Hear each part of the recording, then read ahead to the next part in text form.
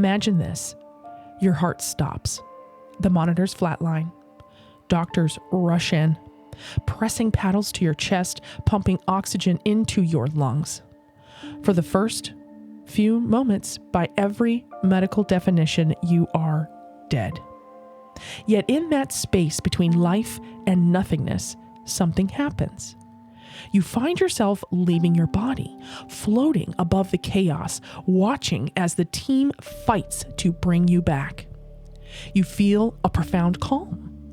Maybe you see a tunnel of light. Maybe you hear the voices of loved ones. And then, suddenly, boom, you're back. Alive again. Changed forever. This is the essence of what we call a near-death experience, or NDE, a phenomenon that straddles the lines between science and mystery. Today, we're going to dive deep into this strange and fascinating subject, what it is, where it comes from, the stories that haunt us, and what it might reveal about the very nature of life and death. Throughout human history, accounts of NDEs have fascinated, inspired, and challenged our understanding of life, death, and consciousness. These experiences occur when individuals come close to dying, whether through cardiac arrest, traumatic injury, or other life-threatening events, but somehow manage to survive and later recount vivid, often transformative experiences. NDEs commonly include elements such as out-of-body sensations, feelings of peace, encounters with deceased loved ones, movement through a tunnel towards a light, and profound alterations in perception of self and reality. While skeptics view NDEs as products of brain function under stress, others see them as glimpses of consciousness existing beyond physical life. Examining NDEs provides a unique lens into psychology, neuroscience, spirituality, and the human search for meaning.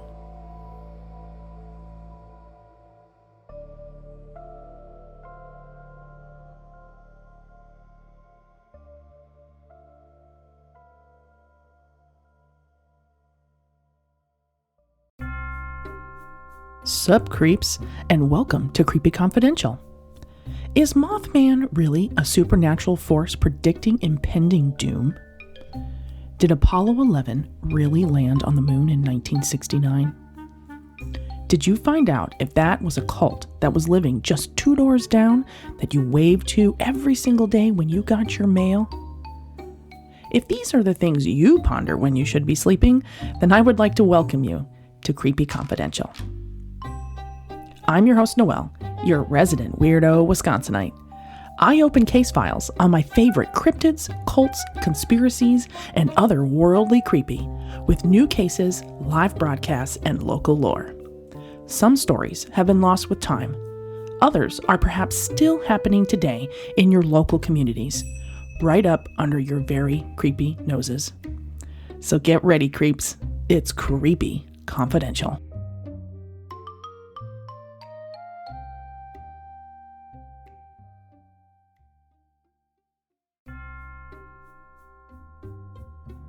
Sup, creeps, and welcome to Creepy Confidential. Before we dive into our episode on near-death experiences, there's a few quick announcements. Creepy Confidential will be continuing the library lectures both in person and virtual in the fall. Visit creepyconfidential.com and visit the events page. You'll see those locations and classes populate later this summer, which means about now. While you're there, feel free to creep around and check out the other tabs. You can check out everywhere we have been featured on other channels, even on TV, a full audio episode catalog, and all the full After Dark archives for those live stream replays. It's your one-stop shop for all your creepy content. Lastly, as we wind into the spooky season, there are some great things coming your way. Over on TikTok, you're going to see lives where you can watch as the haunt creations of myself, Miss Creep, are brought to life in real time. So far, I have done Madam Creep, which was presented over at GhoulieCon. The next one coming up is going to be for the Ghost Bride, and I'm very excited to do that one. Now, on to the After Dark things we have planned for you. For October, it is going to be creep-tastic. The folks of Girls Investigating Ghosts and the Supernatural, including myself, of course, are having a reunion. We are going through evidence and our archives. We're going to have time to show you that horror Halloween that we shot a little short back in the day. Now keep in mind it's on very old equipment, so it's a little grainy, gives you that effect. We're going to be reliving some of our silly downtime and showcase some great pieces of evidence. Very excited. We will be discussing one of our cases that we never put out a video for, so that'll be very exciting. Lastly, the Creepy Confidential 2025 Horror Halloween Finale is on the books, and I cannot wait. Creepy trivia again. Last year it was mostly horror movies. This time we're going to incorporate a little bit of everything. Creepy trivia, costume creations, and more. Invites are going out now for our guests, so I will keep you guys tuned in for what's happening. So stay tuned and keep your eyes peeled for the dates. It will be live on our YouTube for everyone to enjoy, so that you can be in the comment section if you want to try guessing some of the trivia. It's going to be an awesome creeptastic time. So okay, creeps, now on to the show.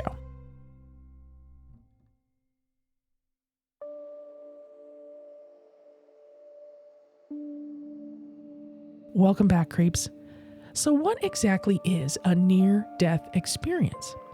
The term near-death experience was popularized in 1975 by psychiatrist Dr. Raymond Moody in his groundbreaking book, Life After Life. Moody studied the accounts of patients revived after cardiac arrest or trauma, but what he found was astonishing. Despite different ages, beliefs, and backgrounds, their stories shared strikingly similar details. Reports often include, first, out-of-body experience. Individuals describe separating from their physical body and observing medical staff or surroundings from above. So out of body, that like floating above, watching from below. Next, tunnel and light. Many describe moving through a tunnel or darkness towards a brilliant, loving light. Next, some see a life review of some kind. Experiencers sometimes relive significant moments of their lives, accompanied by feelings of empathy and understanding. Encounters with beings is also something that happens. People report meeting deceased relatives, spiritual figures, or beings of light. Feelings of peace. Despite the trauma or near death, most describe overwhelming serenity and comfort. And then some also experience a reluctant return. Many report being given a choice to return to life or being told their time has not yet come. Not every NDE includes all of these. Some are simple flashes, others are elaborate journeys, and a small but chilling percentage are frightening. But across thousands of accounts, one thing is clear. Something profound happens when life teeters on the brink. Though the phrase is modern, near-death experiences are as old as humanity itself. Plato in ancient Greece wrote of a soldier named Air who, quote-unquote, died in battle only to revive days later. His tale of traveling to another realm echoes modern reports. The Tibetan Book of the Dead describes stages of consciousness after death, encounters with guiding lights and spiritual beings. Medieval Christians, mystics, told of radiant tunnels and angelic figures. And even in indigenous traditions, from the Maya to the Aboriginal Australians, share stories of warriors and shamans who died.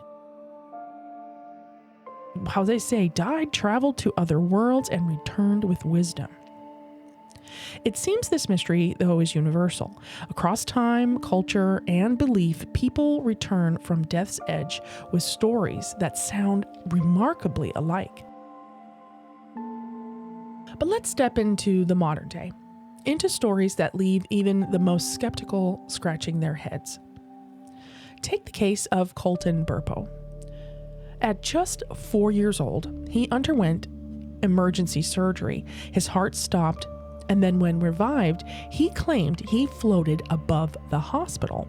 Later, he told his parents he had met a little girl in heaven, a girl he'd never known about, his miscarried sister. So things like that, I mean, how can you deny that? This little boy didn't even know that he had he's 4. He had absolutely no reason to know about it. He's only 4. And that he met his little sister. Or consider Pam Reynolds, whose 1991 brain surgery required doctors to stop her heart, drain her blood, and shut down her brain activity. Yet, she later described floating above her body, watching surgeons repeating their words, and even describing the tools that they were using. And then there's Vicky Umapeg, blind from birth. After a car accident left her clinically dead, she reported for the first time seeing colors, faces, the operating room itself, a vision she carried even after revival, when blindness returned once more. How do we explain these stories? Are they illusions? Are they glimpses into something more? When the brain is deprived of oxygen, also known as hypoxia, patients may see bright lights, tunnels, kind of like tunnel vision, or sometimes hallucinations. Drugs like ketamine can mimic that out-of-body experience, out-of-body states. And the temporal lobe of the brain, when stimulated, can produce visions and life reviews, it seems. Now, the dying brain hypothesis suggests that as neurons shut down, perception narrows, vision tunnels, and endorphins flood the body, bringing peace. But here's the problem. Many NDEs happen when there is no measurable brain activity. No pulse, no oxygen, no firing neurons. How can a brain that is in all states off create such a vivid, structured experience? And what about cases like Pam Reynolds, where she knew details of the surgery and it was later verified that what she described was happening in the OR? For now, science doesn't have any answers about this. And for others, the explanation lies not in neurons, but in the soul. Researchers like Raymond Moody and Kenneth Ring believe NDEs suggest consciousness exists beyond the body. The recurring encounter with the light, capital L, described as intelligent, loving, and all-knowing, feels like hallucination and more like communion with something greater. In recent decades, scientific interest in NDEs has grown, and studies like the AWARE project, Awareness During Resuscitation, led by Dr. Sam Parnia, have investigated whether patients can retain verifiable perceptions during cardiac arrest, while results are inconclusive. Some cases suggest that consciousness may continue briefly even after clinical death.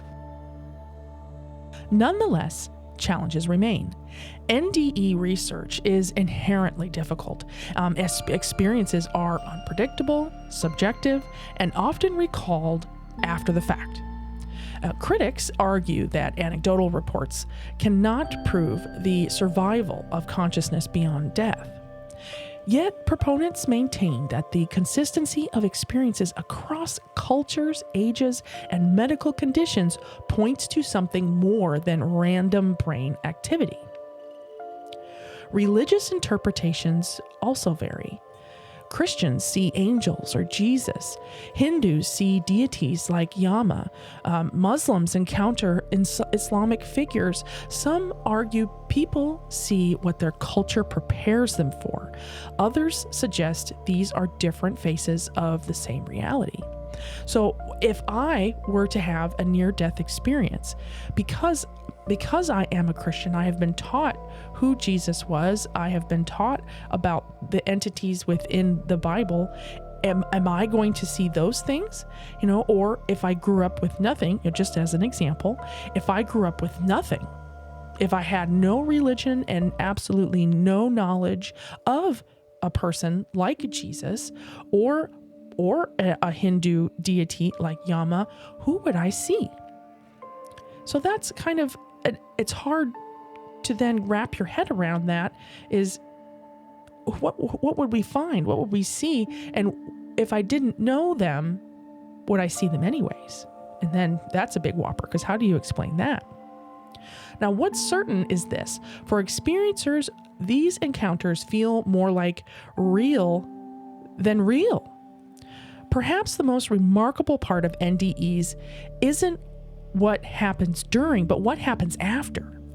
Most report a total loss of fear of death, which makes sense because you've just gone through death pretty much, or all the way, and it either was, warm light or you got to see Jesus. So those things, it would make sense that you are no longer afraid of death, especially if you didn't experience pain or things like that.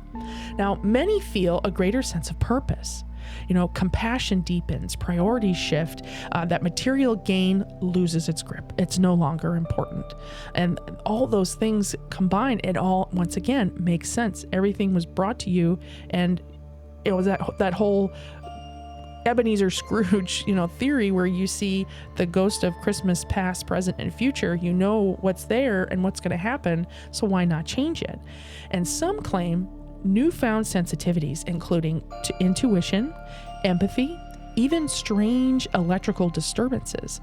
And others are propelled into spiritual callings, creative bursts or healing work. And even sometimes oftentimes a lot of people, ask if they are something like a medium, or can they see, the future? Can they see ghosts? Sometimes we ask, hey, did you have a near-death experience? Because did that have an effect on you? So it's crazy what it can then cause. And not all experiences are heavenly, though. A minority of these experiencers describe frightening voids, terrifying entities, or landscapes resembling hell. And these too, of course, leave lasting changes, often spurring radical life transformations. Again, it's like like the ghost of Christmas future. If you don't change it, this is how bad it's going to be, or obviously a much worse mental image. But that's kind of what I'm envisioning. So whether blissful or terrifying, NDEs seem to rewire those who live through it. So what do NDEs mean? So what's happening? Science sees dying brains. Spiritualists see proof of the soul. Perhaps the truth lies somewhere in between. But maybe the point isn't to solve the mystery, but to kind of hear the message that you get from your experience. And that's life is fragile, that love matters more than wealth, and that death may not be the end, but a doorway. And I don't know why, but it popped into my head the quote from the mummy Imhotep when he's like, death is only the beginning. But for this case, it could be, maybe something that you could apply. Now, near-death experiences challenge everything we know about life and death. They whisper from the threshold that there may be more, that consciousness might stretch beyond the body, and that the end of life might only be the beginning of something else. Whether hallucination or revelation, their power lies in how they change us, in how they remind us to live more fully, love more deeply, and or cherish every fleeting moment. Near-death experiences occupy a mysterious space at the kind of intersection of science, spirituality, and philosophy. Whether interpreted as neurochemical phenomena or glimpses of an afterlife, they reveal profound truths that human consciousness and the quest for meaning. The transformative effects on survivors underscore their importance regardless of one's worldview. Ultimately, near-death experiences challenge us to reconsider our assumption about life and death. They remind us that existence may extend beyond the boundaries of the body and that the mysteries of consciousness remain far from solved. Whether understood as biological events or spiritual journeys, near-death experiences invite us to live with greater compassion, purpose, and openness to the unknown.